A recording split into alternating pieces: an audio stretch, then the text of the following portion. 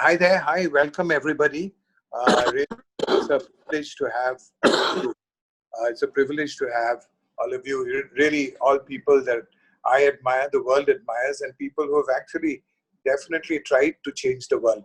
Meaning the 2 points. One is it's fortunate that this is World Environment Day. And actually, while environment is celebrating, human beings are not. And so far, the human beings have been celebrating and environment was not. So it's complete coincidence that once in many, many lifetimes, we will be celebrating environment when environment is on top.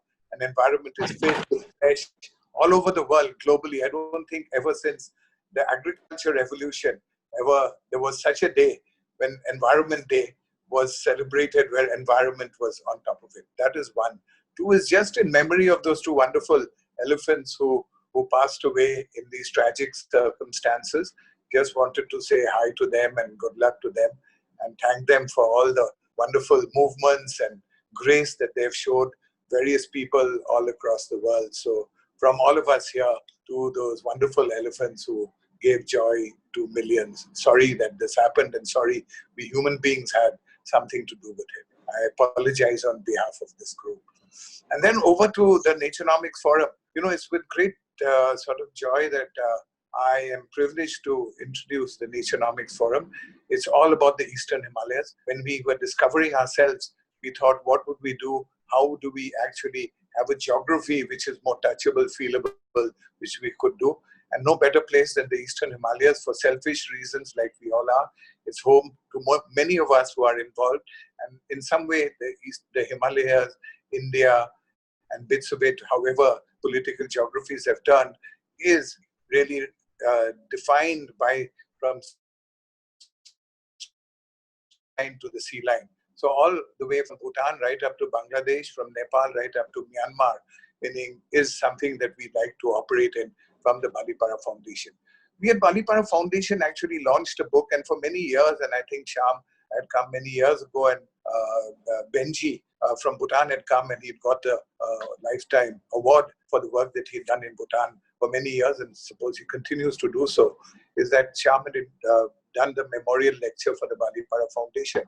In that, he highlighted many issues, and one of the issues was actually about rural India and bits about India that were neglected, and this high urbanization that we talked about and was spinning was something that actually would someday come and challenge us.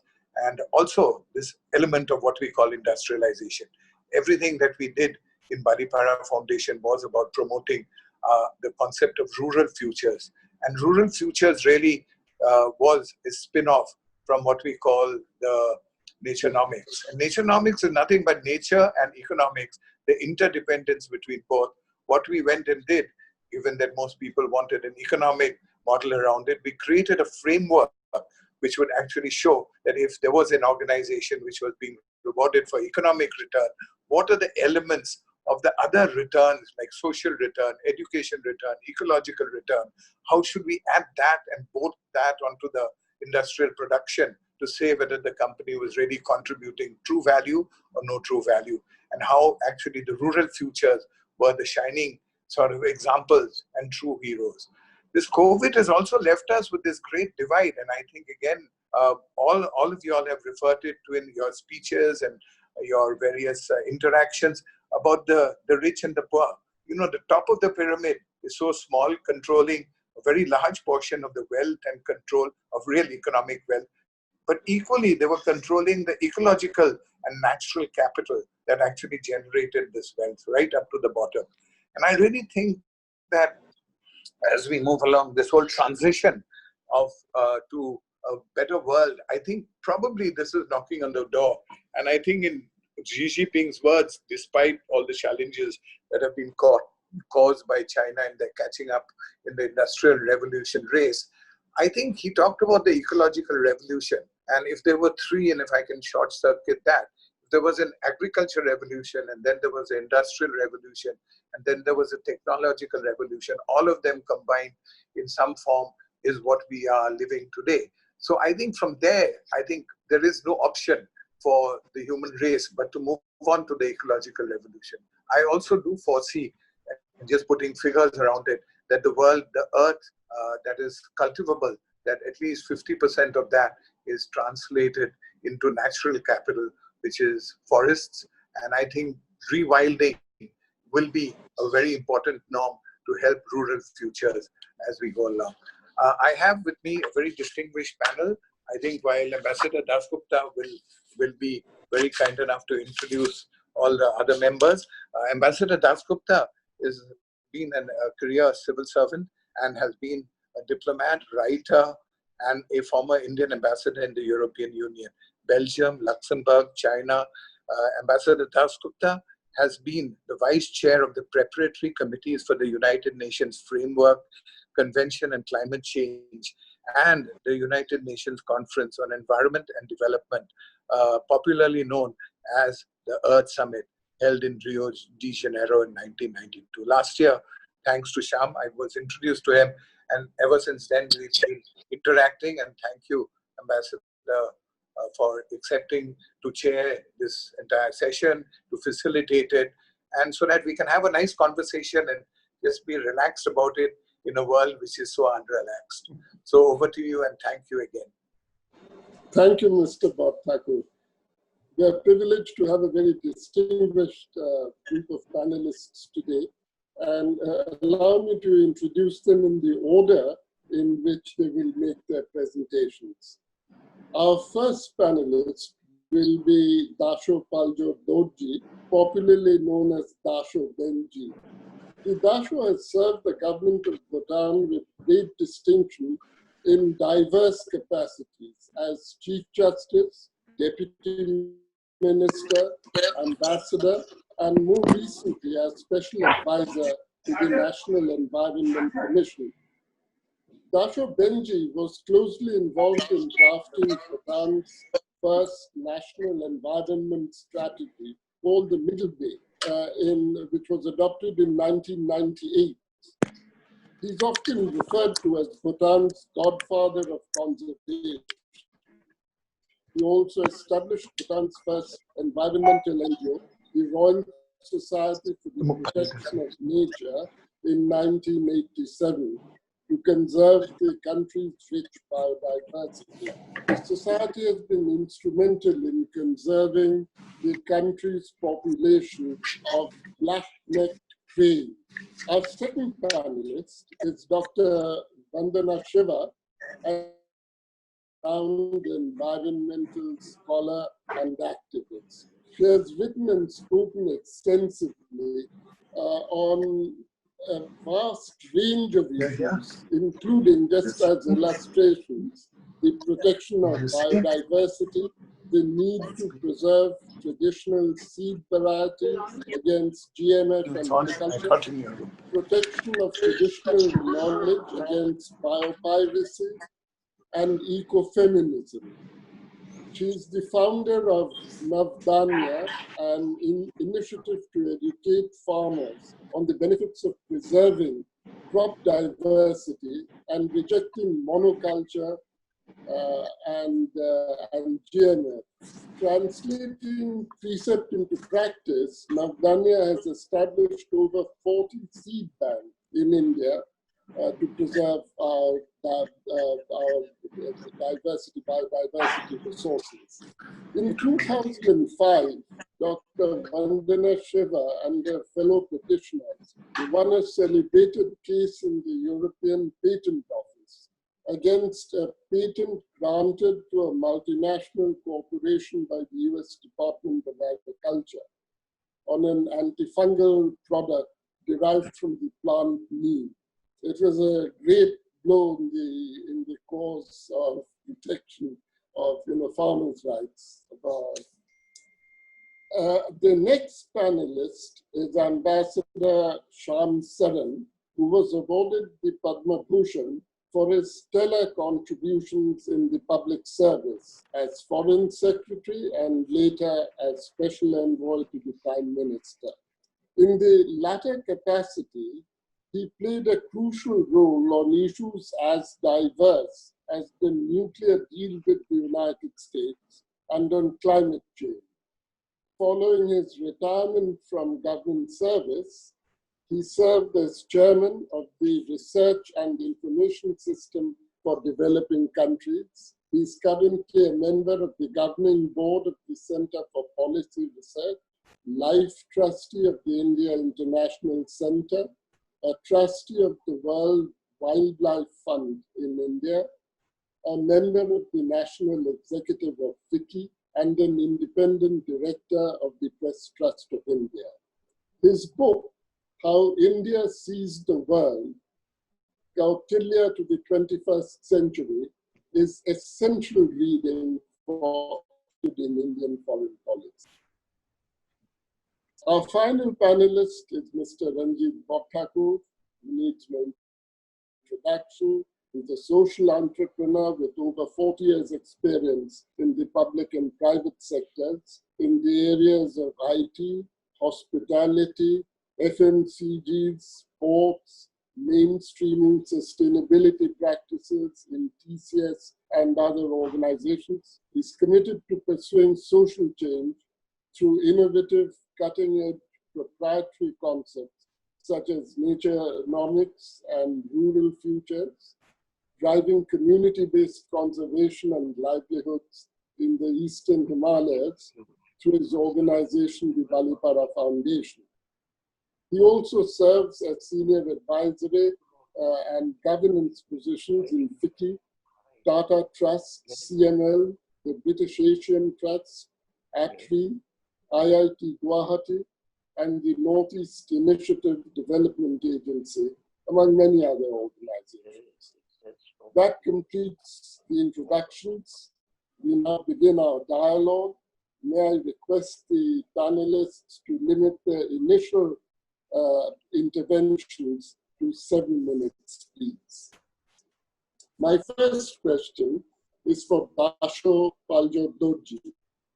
Dasho, Bhutan has achieved remarkable progress in promoting sustainable development, in combining rapid economic growth, social justice, and protection of the environment.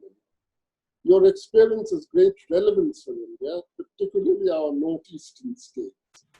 Would you please share with us your experiences concerning the opportunities and challenges of protecting a Himalayan environment, in particular its biodiversity?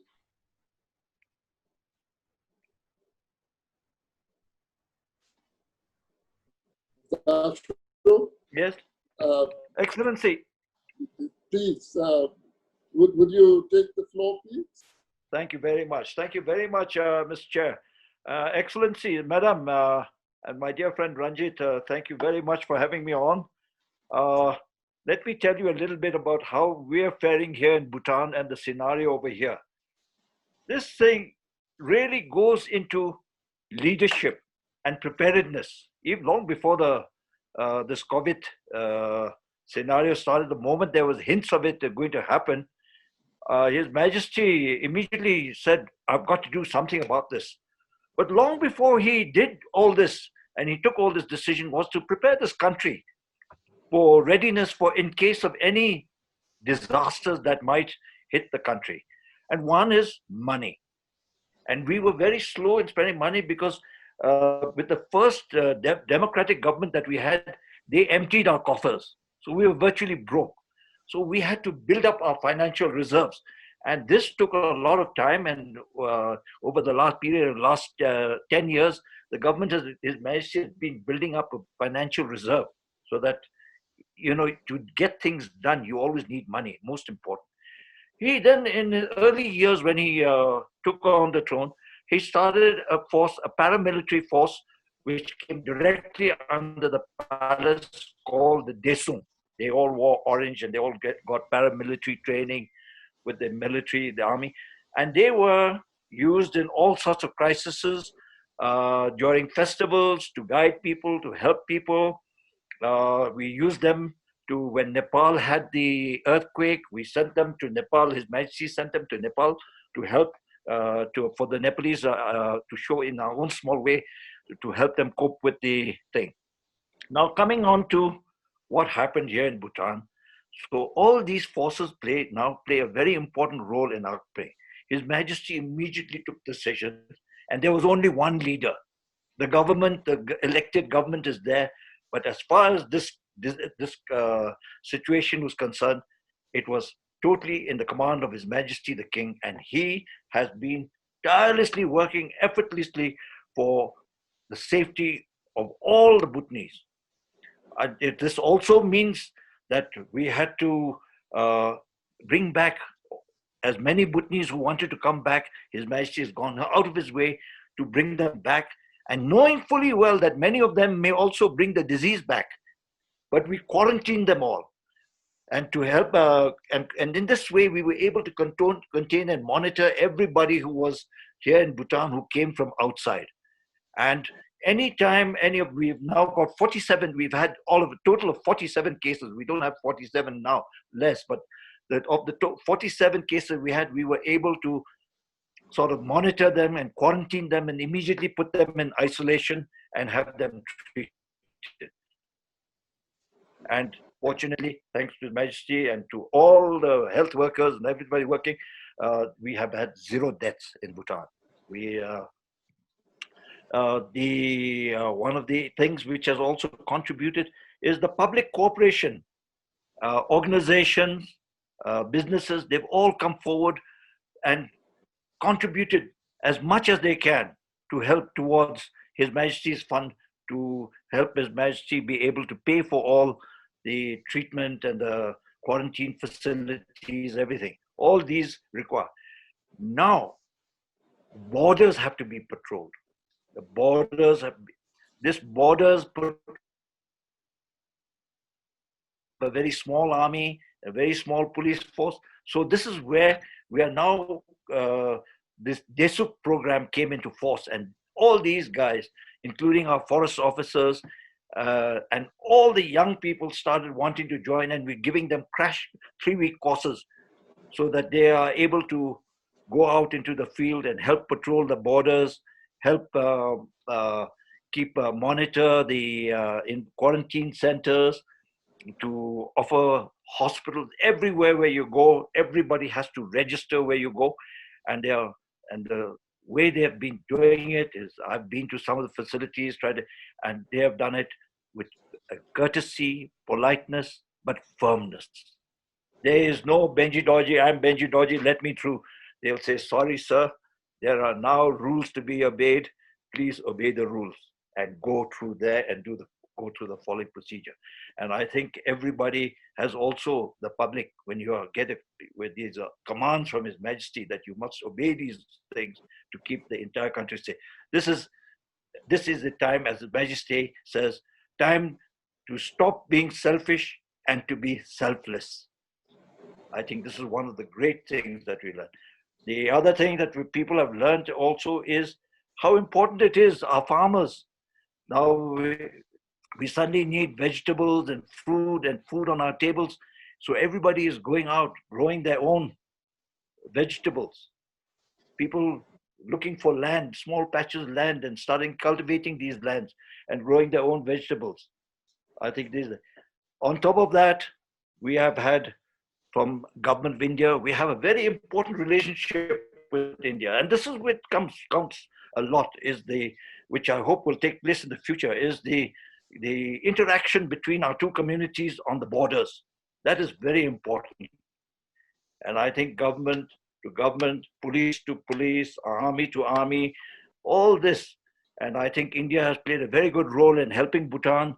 You have an excellent ambassador here, Ruchira Kamboj, who has been very active in helping Bhutan and making sure that we are not left in the lurch. It's very important to have the understanding and the help of our bigger brother, our neighbors, because there are still a lot of things that we have to get from India. So these have to be controlled and brought in very safely, or whatever has to go out from here has to go out safely. I think these are things. I think the international organizations have also stepped forward. And this is all help towards Bhutan remain safe. Now, what has happened environmentally, we celebrate, I think this COVID scenario, which has shut down the world completely, has just shown what a powerful healer, how nature, how the earth can heal itself given time. We have been given examples of this all over the world. I think in Nepal, many countries, the smog in the air has suddenly disappeared. The earth is an excellent example of how it knows how to heal itself. And I think this COVID, personally, for the environment, has done more for the healing of this earth than all the meetings of climate change and God knows what else that we've had since 1992. And I think for us over here, we have, you mentioned that we worked on the environment strategy called the Middle Path, which we did in 1998 and that came out in 1997, or earlier than that. 1998. And just today, I've been begging the government that it's time that we had a new one, and we've been working on this. And just today, on this day, on this very special occasion day, we came out with our environmental strategy, upgraded it to the National Environment Strategy 2020, the Middle Path. It's so important because I'd like to mention this over here, is when you have rules and you make rules for your country, and you make it in a certain era, and time passes by, and everything changes except that document.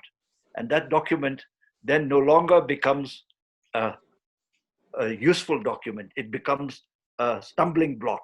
It hampers your methods of progress, your activities, everything. People have to realize that during that time, this document has served its purpose, but you are now entering a new era. The economic scenarios have changed. The political scenarios have changed. People have changed. Focuses on which the country is going ahead on has changed. And all these changes. So you have to now look at new scenarios and new focuses, which will take you into the next generation, next step. And as that also becomes outdated or dated, you then have to, before that becomes totally dated, you have to start thinking. And this is what I've been doing. You have to start thinking and preparing for the next stage. And you have to be ready when the next stage comes. You can't wait till this is okay, and then this will remain a stumbling block for 3 to 4 years before you get onto the next stage. And you have done quite a lot of damage to your economy, to the progress of your country, or whatever. So this is where we stand here in Bhutan. Thank you very much for giving me the opportunity to share some of my ideas with views with you. And I hope that all of you and all our countries and all our peoples will stay safe. We always get worried very much for India, especially because you have such a huge population and you are so, there's no space to breathe and move now. Your populations and the cities and so thing, that we always thought that it would be a dangerous scenario for these sort of epidemics, but you've done brilliantly well. I think the people of India have proved to be also very resilient. It's not an easy joke to run a country of over 1 billion. And to all the health workers, the administrators, and everybody out there, congratulations and wish you all the best. Thank you. Thank you very much, Dashopal Jagdev, for that fascinating perspective. There are two sort of lessons that I draw from what you say. The first is the importance of leadership, preparedness, and a sense of community and cooperation. That, if I understood you correctly, was absolutely, sir. Absolutely. The basis of Bhutan's reaction. The leadership shown by His Majesty, the preparedness reflected in the fact that as early as February 25th, the government of Bhutan had come out with a policy paper for dealing with the pandemic, days before the first case actually appeared in the country. And finally, the sense of community and cooperation that you mentioned, in the way in which houses were built, for example, for returnees, people who return to Bhutan, with the cooperation of the Bhutanese army and the local population. The second important point that you made, and this is a very important philosophical point, is how the earth heals itself. Of course, with some cooperation on our part, because you also mentioned the need to constantly update one's environmental strategy, policies. But this is a very important sort of point. Dr. Vandana Shiva, do you think there are lessons we can draw from Bhutan's experience, particularly for the development of our northeastern states? What are the opportunities for promoting sustainable development by switching from an extractive to a circular economy? I think there are lots of lessons that little Bhutan gives the world, not just India. I'm very fortunate and privileged that I was asked to come and help make Bhutan organic. And we work with the Samdong Jongkar initiative, which is on the border of Assam. The Bhutanese farmers come to Navdanya. Navdanya farmers go to train the Bhutanese. And from what my colleagues tell me, now, while earlier there's a reluctance to give up chemicals, now the people are flourishing because their vegetables are healthier, they have no pest attack, and they've been able to create local circular economies in Samdong Jongkar. And I hope this will happen all across. Thimphu Declaration worked on making the whole Himalaya organic. And this is an incomplete project that I do hope not just the Bali Nation and Naturenomics for the Eastern Himalaya, but all of the Western Himalaya can come into it and Nepal can be drawn into it. The second is Bhutan gave us the amazing legacy of a shift from measuring commodity extraction, which is all that GDP measures, to happiness and well-being of all the people, bringing the Buddhist philosophy of well-being and Sarve Bhavantu Sukhina and economics together. This issue of shifting to gross national happiness and well-being is now all over. I heard the other day the New Zealand Environment Minister was calling me to get briefings, and they have passed a policy on the economics of well-being. This is happening all over the world, and Bhutan started it. We need to do it too, because I feel in a strange kind of way, you know, if East India Company was created because we were wealthy and they destroyed us, everyone's eyes are on India again, sadly, because we are this amazing mixture, rich in resources and also rich in the new technologies. And that means the perfect place. So I think the Naturenomics idea, the issue of nature's economy that I've talked about since I started this work, its time has come. Because, you know, gross domestic product is very gross. It only measures extraction, what left. The ecosystem staged to make the rural areas prosperous. We are all old enough to have seen rural areas prosperous, but also witnessed how prosperous areas have been left poor. Look at Punjab and where it is. Look at West UP. It's prosperous. And people eat aloo roti daily. There's nothing else on the farms. You go back to economics, the word is derived from the same word from which ecology is derived, oikos. And I think economy has lost its way. It needs to come home to ecology. It needs to come home to nature. And I've always seen nature's, and these were my thinkings when I worked with Chipko to understand nature's economy, the forests that have been protected. And Bhutan again has gone exceptional in saying we're going to put a large part of our forests under forest protection. We are at this time, of course, celebrating the healing capacity of the Ganga and the skies and the wild animals roaming. Let's just think of the number of clearances given through virtual meetings to some of our most precious ecosystems. This does need a national outrage just in order to adhere to the laws that have been framed. to protect these very sensitive ecosystems. Oikonomia is what Aristotle described as the art of living. And he distinguished it from what we call economics today. He called this chrematistics, the art of money making. And just because we turn art of money making into a religion, democracy can be sacrificed, sovereignty can be sacrificed, animals can be sacrificed, forests can be sacrificed. And this needs a correction. And it needs a correction to come back to our civilization roots. Shyam gave an opening address to our International Biodiversity Congress, an amazing address on what India is as an ecological civilization. We need to remember that too. And for the Northeast, when I think of it, its encroachments are recent. Now, with the COVID disaster, the lockdown, how many of our young people from Northeast have gone home because they were called Corona? They were called Chinese.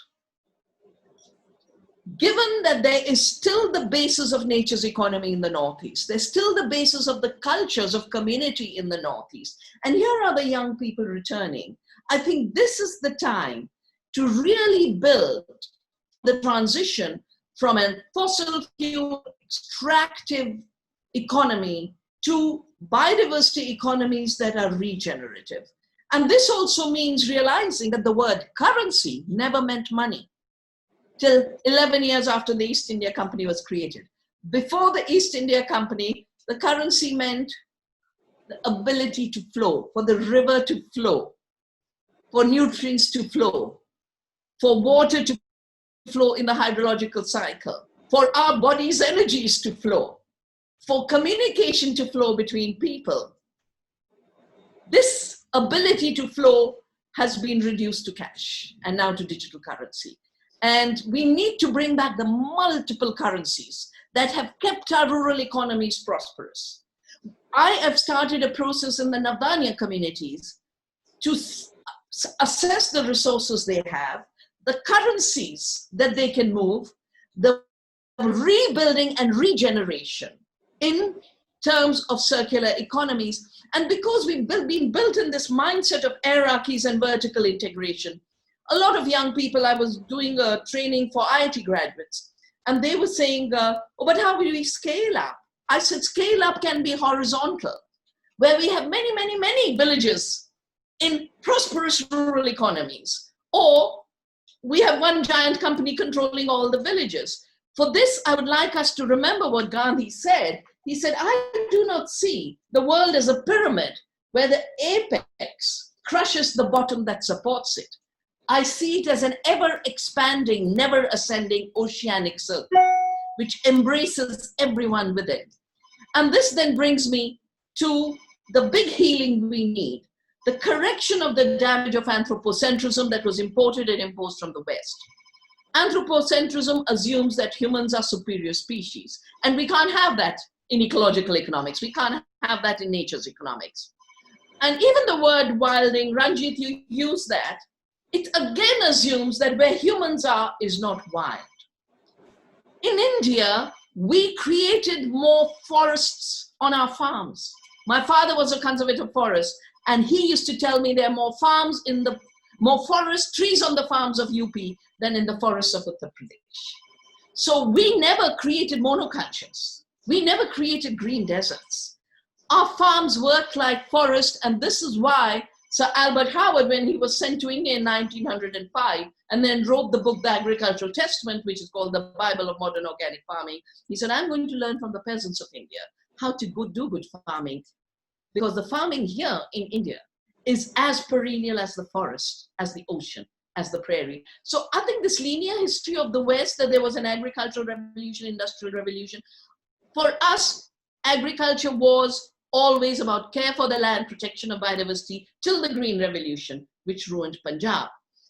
Most importantly, the reason we can't afford to see ourselves outside nature, outside the wild, is because we are walking wilderness. We are 380 trillion viruses in us. We are 60 trillion microbes in our gut. Our cells are only 10% of our body. We are a minority in the biodiversity of who we are. We are walking wilderness, and we have to cultivate biodiversity everywhere to maintain the health of the wilderness within. And for me, wilderness means only one thing: to be born free and to stay free. Thank you very much, Dr. Vandana Shiva. You've woven a very rich tapestry of ideas. There are several striking elements in your presentation. I'm not sure I would agree with you in opposing an anthropocentric view of the environment, but I respect your views on that. But there is one theme which I think is extraordinarily important, which I think underlay your entire presentation, and that was the limitations of GDP as the yardstick with which we measure progress. It's a common practice, but it's a short-sighted approach, since it ignores what might be described as external costs and benefits in terms of our natural resource endowments. And these are not factored in when we are looking just as GDP. So what I personally feel is that while market forces are a good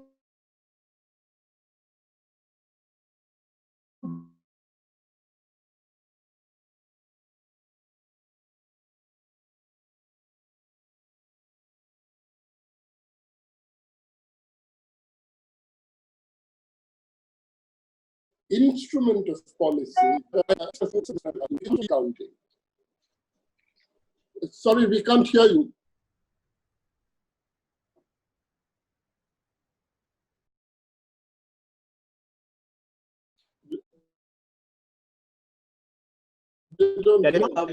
Ambassador, of course, thank you to Balipara Foundation for inviting me to this very interesting interaction. Ambassador Gupta, you raised the issue of, how do we ensure that the accounting systems that we operate on takes into account, what are known to economists as external economies. That is, external economies are those where it is very difficult to link what you are putting in as investment and what you are getting as output. So a simple way to perhaps put this across is that, as you know, in our climate change negotiations, we are talking about how countries must reduce their emissions. Now, tomorrow, if India, which has maybe 4% to 5% of the global emissions, supposing by some miracle that became zero, we put in a huge amount of effort, put in a lot of capital, and we brought our emissions down to zero. Will climate change stop? No. Will India not be affected thereafter by climate change? Of course it would be. Because others, if they keep emitting greenhouse gases while we are reducing it to zero, it makes no difference. So I think this is where the aspect of socializing effort and socializing cost becomes very important. Because that's the only way that you can link the effort that you are putting in with the results that you are getting. So I think the important thing here is that in terms of our accounting systems, we need to be able to internalize this socialization of costs and socialization of benefits. That is why we need multilateralism. Because without multilateralism, it is almost impossible to achieve that. Let me also put it across in another simple fact. We are faced with the cutting of forests. Cutting of forests in India, but you see what is happening today, for example, in the Amazon, the rainforests of Amazon. Now here, I think the challenge is that if a tree growing in a forest it is less valuable than a tree which has been cut and is sold in the market as timber. As long as you have that timber more valuable in market terms than a tree continuing to grow in the forest, you will have trees being cut down no matter what you try. So how do you change that economics? I think the nature economics that the Balipara Foundation has been talking about literally is focused on that challenge. How do we ensure that the ecological services that Vandana Shiva referred to somehow get a marketable value? So that is one aspect.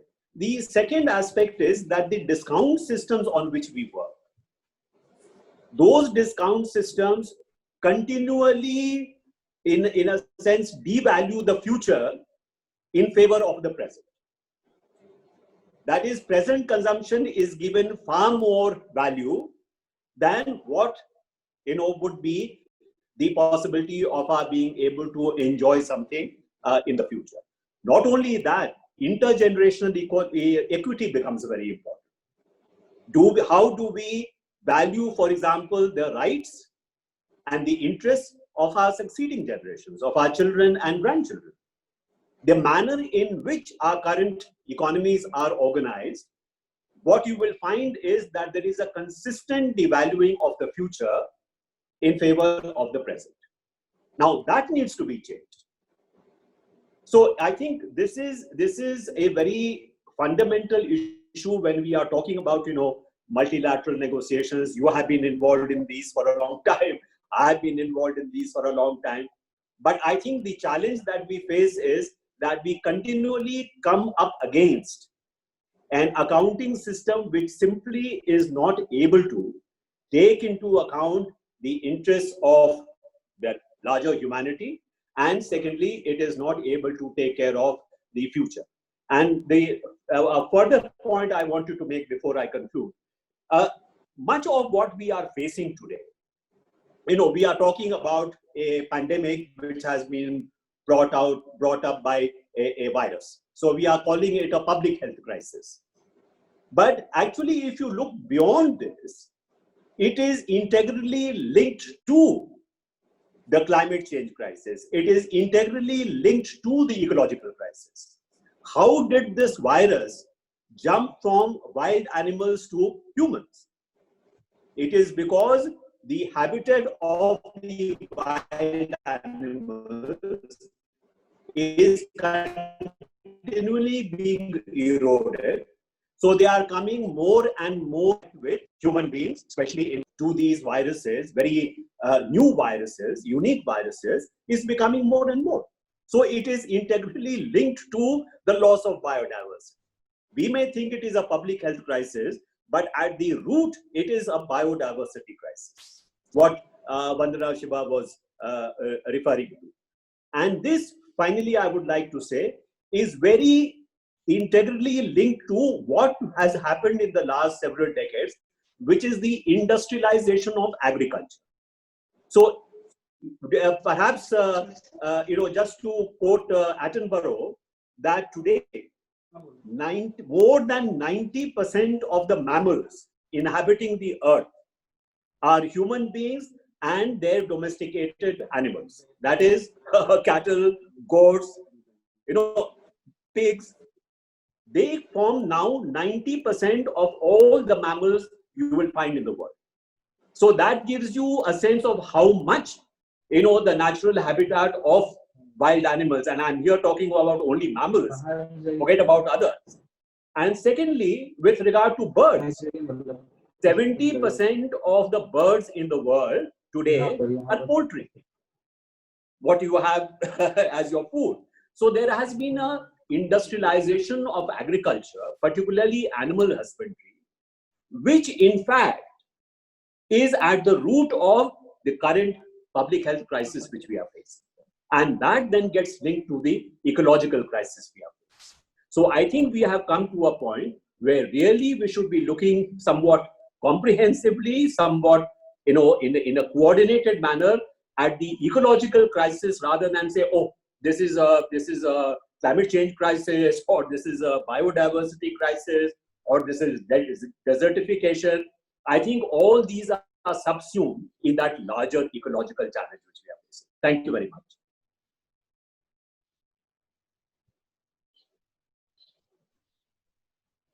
I think you are muted, Ambassador. You are muted.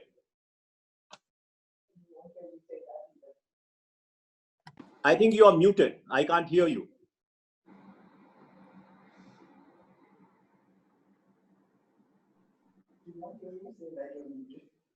No, I'm not muted. That's very good. Shyam, what you said is very good. Yeah, but I think Ambassador Dasgupta is muted just now. So we can't hear you. Okay. Yeah, I can hear you now. Okay. No. You've gone away. Thank you very much, Ambassador Saran, for the very wide-ranging observations and for the linkages of these crises. What we are seeing, what we have today, what we are facing today is not just the public health crisis, but it has its origins in an environmental crisis. This, I think, is in synchrony, it's in harmony with what Dr. Vandana Shiva was saying about risks of an anthropocentric view of the environment. You pointed out that 17% of birds on this planet 70% are poultry. 70%. Yes, in fact, the chicken is the most populous bird because we raise it for the table. The cow is the most populous animal because it's raised for slaughter. And so now, that's a very important point, which both of you were making. We've had some very, very interesting observations on a theoretical plane. May I request you, Mr. Bhattaku, with your vast practical experience in promoting sustainable initiatives in the Northeast, may I request you to provide us with an on-the-ground perspective and tell us as what you see the valuable ideas which we can pick up from the previous speakers, which could be implemented to show us the way forward in achieving sustainable development in the Eastern Himalayas, particularly our northeastern states. No, thank you. That was a very humbling sort of conversation that has moved from Benji to Shyam and with Vandana there. I don't know about the three wise human beings, let's call them. They're all men, but three wise human beings. After that to follow, meaning a kind of facilitation by you, Ambassador, is a very difficult sort of conversation to continue. But let me divide my conversation into two parts and take off from and try and draw a link between what Benji has said, between governance, leadership, people, sustainability, to what Vandana has said, and back to really basics, the circular economy, meaning if that is the basis of life itself in this new invention that we have to do. And then what Shyam comes back, and the great thing about Shyam is I have seen him, speak, forums read, and I continue to read his diverse subject, is that he comes back to the basic thing. And that's basically what he said is the industrialization of agriculture. Let me take it from there. I think actually what has happened is, meaning it is the agriculturalization of the forests that has actually been the real problem. And I really think this agriculturalization of forests is the banal issue that we are facing. In British time till the 50s, and I was doing a bit of research to find out when did the forest department happen, and within the forest they've divided into conservation, wildlife, and 10 other forest plantations and all. I found that till the 50s, the agriculture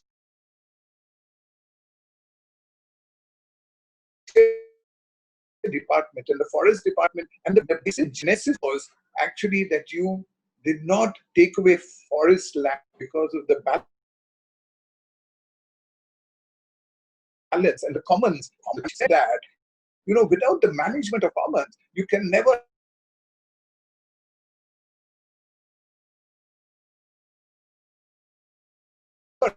have balance, and therefore it's the right down. And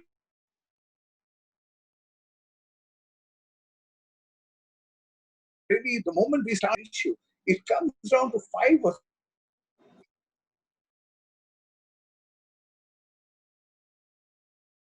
6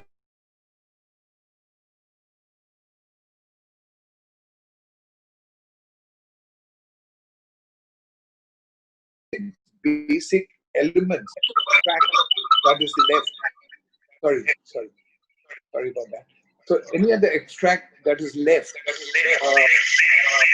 carbon. So it's called land, energy, waste, water, air, and carbon. So we said if we divided the elements of this, would this be the earth we live in? Then when we said, let us take land. When you actually take the value of land, say in a what do you call area where we don't do an ecological study of it, or where we don't do the value of it, we suddenly find that there is only appreciation of land. So what really happened is that we are talking about a balance sheet. We're wanting to do economics, and they said there's depreciation in industrial policy. There's depreciation everywhere. But when you take about a forest, there's no depreciation. How can it be? You cut off the tree, reference to what Shyam was saying, and there is a market value of that, but there's no market value of replenishment. But just look at the challenge. There is no depreciation of that land. If you look at the land value optimization that we're really talking about, the whole measure has to be that of economics. And in that economic situation, it comes back to the broader parameter of the big waves that I was alluding to. So if agriculture ended, it ended because we wanted things better, brighter, faster, cheaper. So what did we do? We introduced energy, and then we used mechanical energy. Then the steam engine came. Then we started moving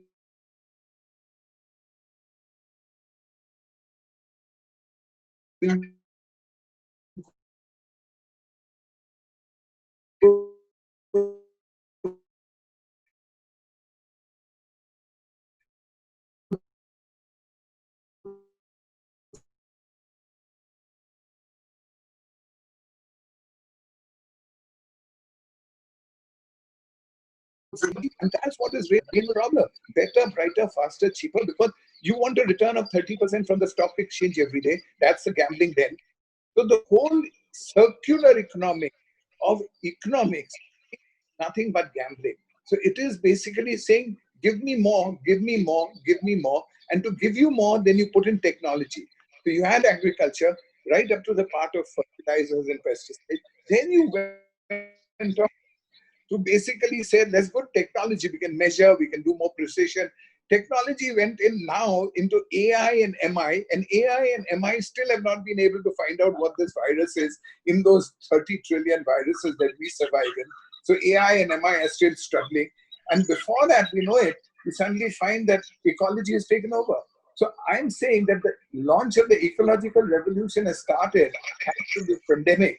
And this pandemic, whether it teaches us or doesn't teach us, ecology took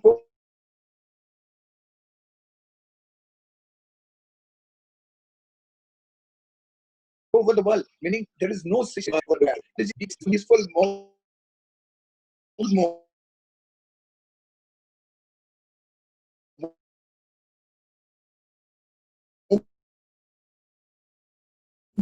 There's no movements. In fact, no car deaths.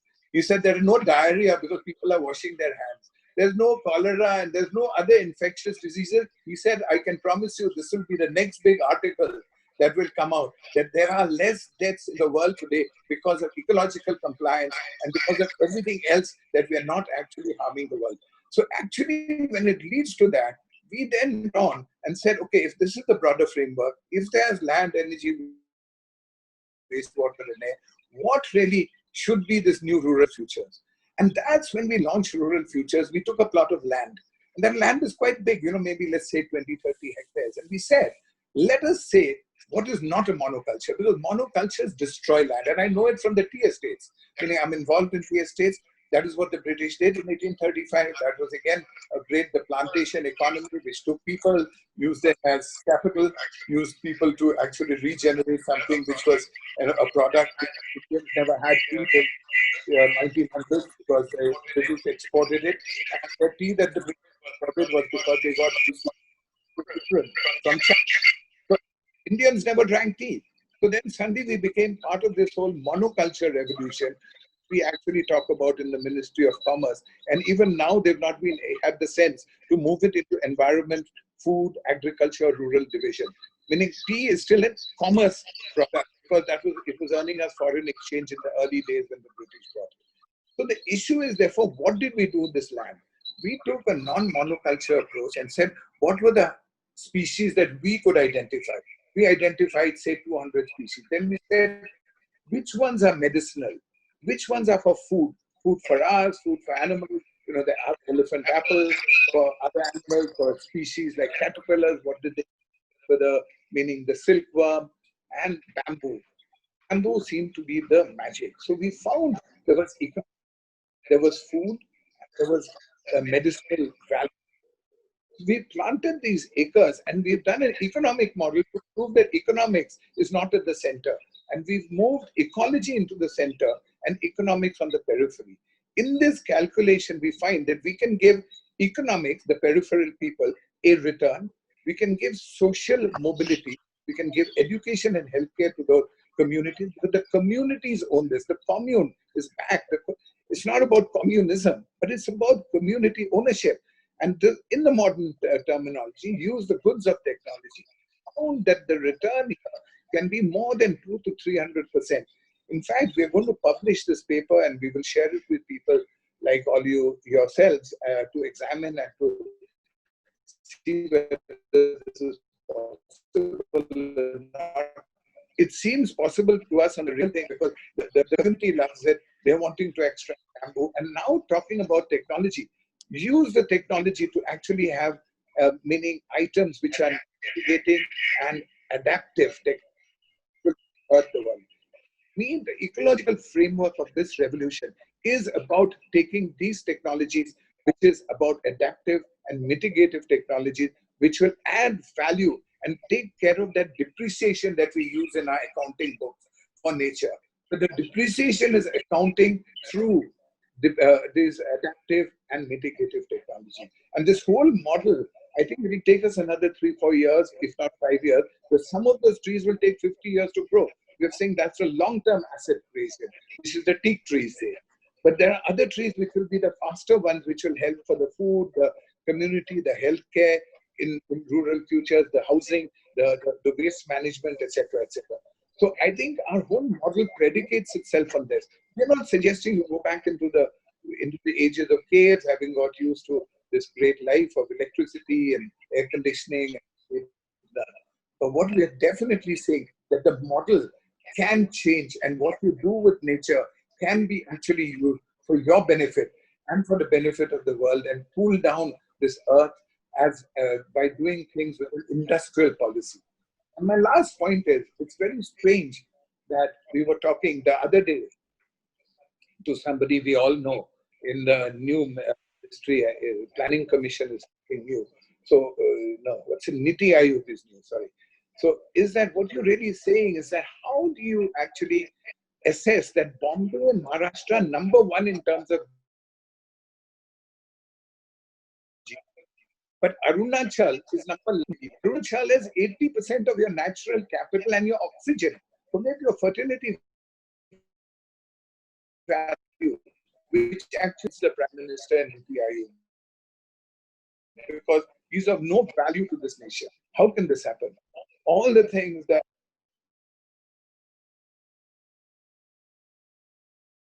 Benji, Vandana, and President Afgupta have said, we all captured and put it actually that Arunachal is the number one state, the number one natural capital, the number one natural assets that we all have to take all the other values that we're talking about. Over to you, sir. Thank you. Thank you very much. I think we've run out of time for a question and answer session, but perhaps we can dispense with that, not merely because we've run out of time, but because I detect a unique harmony of ideas between the varied contributions which the panelists have made. Each of our panelists has made a unique and distinct contribution, and yet there's a common theme which runs through all the presentations. on the need to, to protect our planet, our natural endowments, our natural heritage, and how ignoring this essential condition for progress can lead us to disaster in diverse ways, in the field of the economy, in matters of health, in matters of social justice, and so on. So I think with that, we can sort of conclude we can sum up the panel. As I said, there's a unique harmony of ideas. There's a thread which runs through all the presentations, which are very, very interesting endeavor in that sort of thing. And I'd like to thank the panelists. I think we'll have to have a session 2 on this, because I would like to ask Vandana and a lot more questions, including Benji and yourself, because I think we need to make this into a kind of action plan at the end of the conversation. So we will be in touch with all of you to try and help us, steer us to see how best, meaning add to what we are doing, and to merge whatever y'all are doing and saying to the kind of thoughts that the Balipara conversations will lead us to. But thank you all so much, Ambassador, doing this very difficult job where all of us are such big talkers that at least I am a chance for the question. Thank you very much. So I apologize Thank you, Ambassador. Thank you, Shyam. Thank you. Thank you, everybody. Thank you. Bye-bye. Oh my God. Yes. Oh my God. Finally, I'm on my iPhone. screen. I've done from my iPhone. It's very nice to see Very all nice of to you. see all of you. Okay. Okay. Take All care. right. Good night. Take care. Yes.